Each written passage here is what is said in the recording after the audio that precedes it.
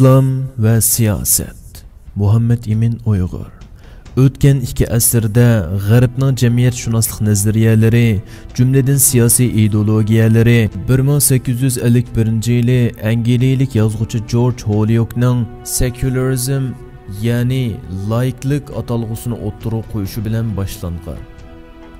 G'arb dunyosidagi dinni ijtimoiy hayotdan siqib chiqarish ko'rishi va ilmiy oqartish faoliyatlarining nihoyatda tez tarqalishi bilan teng İslam dunyosidami siyosatda din bo'lmaydi, dinda siyosat bo'lmaydi deydigan bir qatlam o'ttirg'i chiqdi. Bu jumlaning mayli aql va logikalik tafakkurdan bo'lsin, mayli diniy manbalardan bo'lsin, tayanğılı bo'lgudek birer asosi yo'q bo'lsa-mu, musulmonlar dunyosi ichidan parchalanish va sirtidan tajovuzchilikqa uchrayotgan jiddiy holatda bo'lg'achqa nihoyat tezli bozor topdi. İslamning asosiy prinsiplariga zid bo'lgan bu bir jumlani dinni siyosatdan butunlar ayirish shuarchilari ilmoniylar ko'tarib chiqqan bo'lib, dindan ma'lumot yo'q yoki intayin yuzaki ma'lumotga ega bir guruh jahillar ularga agishib bu iqimning musulmonlar jamiyatida bozorining chiqishida nihoyat aktiv rol o'ynadi. Buningga agishib islomga taqlid asosida agashgan ilimsiz bir qism kishilar nihoyat tezda bu ideyaviy urushning qurbonlariga aylandi. Bu ideyaviy xristian yiltizi 16-asrda boshlangan bo'lib, g'arb chirkovlaridagi bo'rmalangan xristian dinining hukmronligiga qarshi o'tirg'i chiqqan oqartish harakatlariga tutishatdi. Bu dinni suiiste'mol qilib olib, butun Yevropaning 10 asrlik qorong'u tarixining sababchilari va din nomidagi qirg'inchiliklarning xamir turchi bo'lgan poplarga qarshi fikriy inqilob bo'lib, keyincha har qaysi din dushmanlari bo'libmi dunyoga vabo kabi yamirgan kommunistlar islomni siyosatdan, amaliy kuchdan, oxirida hokimiyatdan butunlay ayirish maqsadida din xalqning apyoni degan shuari bilan o'rtaq ishiltib keldi va kuchab tarqatdi. Natijada o'tgan asr musulmonlar va islom dunyosi Chingizxon va uning jamiyatining buzg'unchiligidan keyingi ikkinchi cho'ng siyosiy burhonga duch keldi. İslam qandaqdir oxirgi 3 asrda orqama-orqa siyosiy mag'lubiyatga uchragan arablarning dini bo'lmasdan, barliq musulmonlarning hayot xaritasi insoniyatning baxt saodat manbasi hisoblanadi. Bizning bu haqiqatga bo'lgan iymonimiz va dunyoga 13 asrlik shonliq tarix va madaniyat taqdim qilgan hayotimiz dünya siyosiy sistemasi jiddiy o'zgarayotgan bugungi kunlarda ashaddiy dushmanimiz bo'lgan Xitoy tajovuzchilariga qarshi urushda birdan-bir qo'rg'onimiz bo'lgan islomning olamshumul va cho'nqur siyosiy ideologiyasiga qaytadan qarab chiqishimizning muhimligini ta'kidlamoqda. İslam mansubiyatini e'lon qilib qo'ysa bo'ladigan e'tiqod yoki ro'za namoz qatorliq ibodatlarni bo'lmasdan, balki aslidinli siyosat va boshqa sohalarga asos edi. Jamiyatning siyosiy, iqtisodiy va ijtimoiy qatlamlarining hammani bir gavda qilgan jamiyat a'zolari bilan boshqaruvchilar, davlat bilan qo'shni ellar o'tirsidagi har turli munosabatlarda mezon edi. Qaraydigan bo'lsak, payg'ambarimizning jamiyatdagi siyosiy obrazi vahiy tushishdan burunmi Kabe'nin yangilanib selinishidagi qarindosh qabilalar orasida yuz bergan majroni hal qilishdagi rolida bo'lsin yoki xayriyat uyushmasiga qatnashishida bo'lsin, xalqiliq siyosiy masalalarda namoyon bo'lishga boshlagan edi. Buningdan payg'ambarimizning jamiyat a'zolari o'ttirisida aloqa munosabat va tartib sistemasi shakllantirishga boshlaganligini ko'rib olamiz. İslam ayni chog'da ikki tarafi kuchli ikki imperatorlik bilan qo'rshalgan Arab yarim oralida o'z nurini parlatgan. Shu davr insonlarining ruhiyatini qul qilib olgan jaholat va butparastlikni tushuncha metodidagi asosiy uslublari bilan o'zgartib, dunyo tarixining yo'linishini o'zgartgan bo'lsa, buvimiz Abdulkarim Sutuq Bo'g'roxonning tariximizning eng shonliq va tuhfikor sahifalarini yozib qoldirishidimi shundoq muhim rol o'ynagan. Bular biz bugungi kunda siyosat deyotgan narsaning o'zi albatta. Undaqda siyosiy degan so'zning shu davrdagi va bugungi ma'nosiga qarab baqayli. Siyosat so'zini dastlabki arablar ot uloqlarini ko'ndirish, uning ot samollarini joyida berib beqish qatorliq ma'nolarda ishlatgan bo'lsa, bu so'z tadrijiy holda insonlar to'piga yetakchilik qilish, ularning ijtimoiy hayotiga rahbarlik qilish degan ma'noda ishlatilgan. Ba'zilar siyosat so'zi aslida farschadagi 3 raqamini ifodalaydigan sih, mo'g'ulchadagi rad tartibni ifodalaydigan yasihdan iborat ikki so'zning birikmasidan shakllanib, huquq kurashidagi ikki taraf va puhrolardan iborat 3 xil tabiiy o'ttirsidagi munosabatni ifodalagan. Tadrijiy holda arabchalashtirilgan deb qaralsa-mu, bu qarash yanada ojiz bo'lib, so'z tomiri jihatdan sop arabcha so'z ekanligi kuchlik. G'arbliklar bo'lsa, siyosatni inglizcha politics, fransuzcha politik deb ataydigan bo'lib, ya'ni grekchada polis, shahar markazlik birlik ma'nosida ishlatilgan.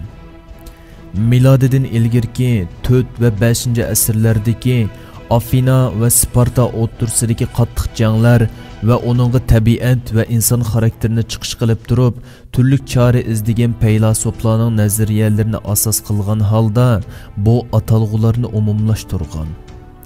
Undaqda islom nazarida siyosat degan nima? Siyosatning musulmonlarning hayotidagi roli qandoq? Tuvanda bu savollarga javob topishga tirishamiz. Siyosatning Qur'oni Karim va hadislardagi o'rni. Qur'oni Karim musulmonlarning umumiy hayot andazisi, yashash sistemasi va insoniyatning o'rtaq manfaatiga kafolatlik qiladigan bir butunlikka ega ilohiy qonun bo'lish sifati bilan payg'ambarimizning hayotini amaliy o'rnak ko'rsatish orqali insonlarning dunyo va oxiratlik baxt saodati, tinch aman jamiyat taraqqiyoti uchun bir siyosiy ideologiya va siyosiy harakat chirtyoji sizib berdi.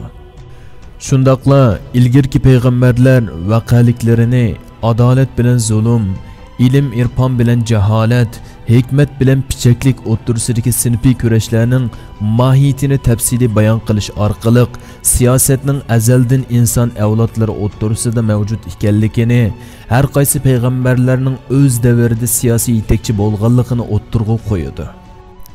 Payg'ambar alayhissalom o'zining muborak hadis shariflarida sizlardan 3 kishi safarga chiqsa, cho'qim birini boshqarib olsin deb oddiygina bir safarning intizomiga ko'ngil bo'lgan bo'lsa, qandoqlarcha musulmonlar jamiyatining o'ziga xos shakllanish sistemasi va siyosiy gavdasini bosh qo'yatsin.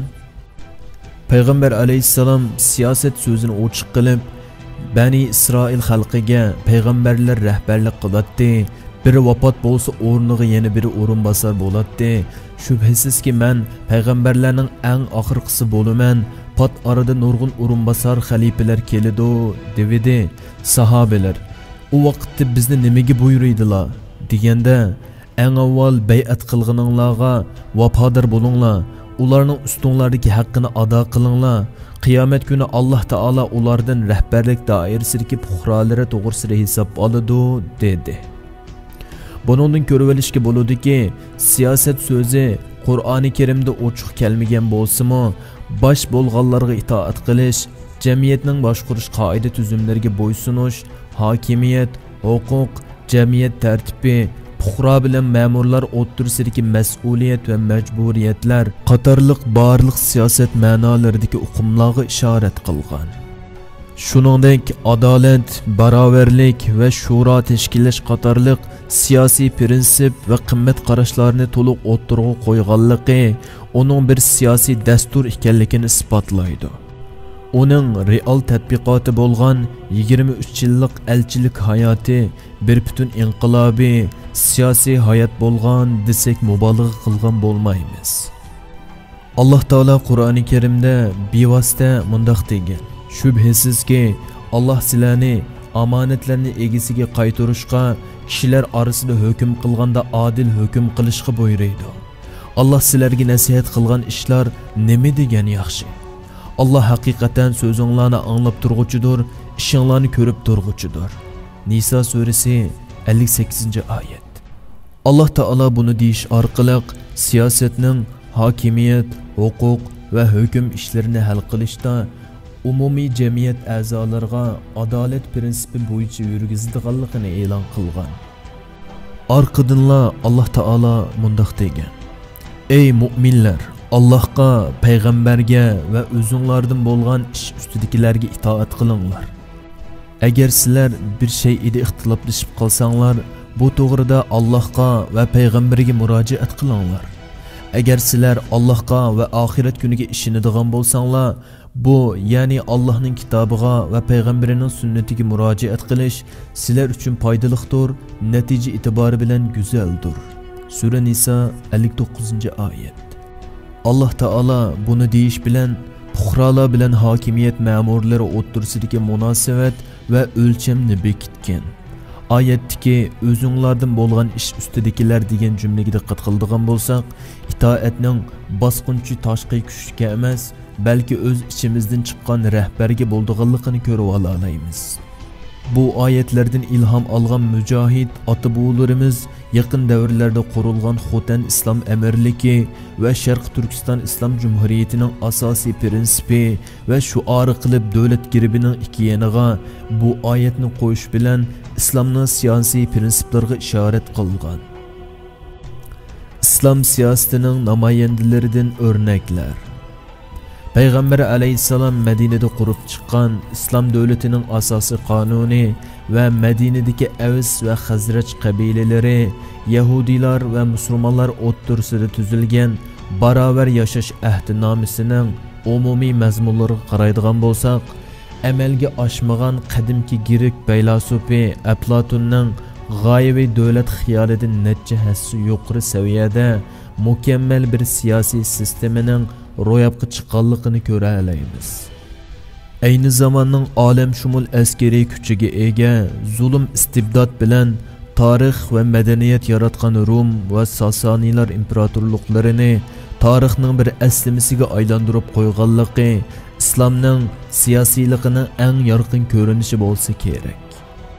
Yuqorqilardan ko'rib olishga bo'ladiki, payg'ambarimiz Muhammad alayhissalomning vahiy yo'li yoki sharoit e'tibori bilan ijtihodi orqali rahbarlik qilish jarayoni, uning odil xalifalarining shu jamiyatning ichki va tashqi xiris va kirzislarni hal qilish usullari, islomning olamshumul yetaklash rolini, prinsipal alohidaliklarini har zamon va har makonga mos holda real hayotga tatbiqlashdagi elastikligini ko'rsatib berishga yetarlik.